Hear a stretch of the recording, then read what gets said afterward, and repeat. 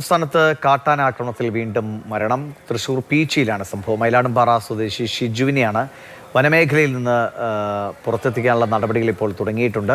Nitin Thomas വിവരങ്ങളുമായിട്ട്. Nitin, എപ്പോഴാണ് കാട്ടാന ആക്രമണം ഉണ്ടായത്? എന്താണ് വനത്തിനുള്ളിൽ വെച്ചാണ് ഈ സംഭവം? എന്തുകൊണ്ടാണ് അദ്ദേഹം കാട്ടിനുള്ളിൽ പോകേണ്ടി വന്നത്?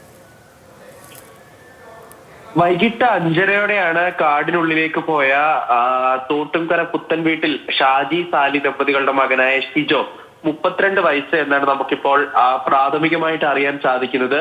ഇത്തരത്തിൽ വൈകിട്ട് 5:30യോടുകൂടി കാടിനുള്ളിലേക്ക് ആടിനെ തീറ്റയ്ക്കായി പോയതാണ്. ഈ സമയത്താണ് ഇത്തരത്തിൽ ആനയുടെ ആക്രമണം ഉണ്ടായത് എന്നാണ് നമുക്ക് അറിയാൻ സാധിക്കുന്നത്. വൈകിട്ട് 5:30യോട് കൂടിയിട്ട് വനമേഖലയിൽ താമസിക്കുന്നവരാണ് വനത്തിനുള്ളിലേക്ക് ആടിനെയും കൊണ്ട് തീറ്റ തേടാനായിട്ട് പോവുകയാണ്. ഈ സമയത്താണ് ഇത്തരത്തിൽ കാട്ടാന ആക്രമിച്ചത് എന്നാണ് നമുക്കിപ്പോൾ അറിയാൻ സാധിക്കുന്നത്. പീച്ചി മയിലാടുംപാറ സ്വദേശിയാണ് യുവാവ്, 32 വയസ്സ്, ഷിജോ എന്നാണ് പേര്.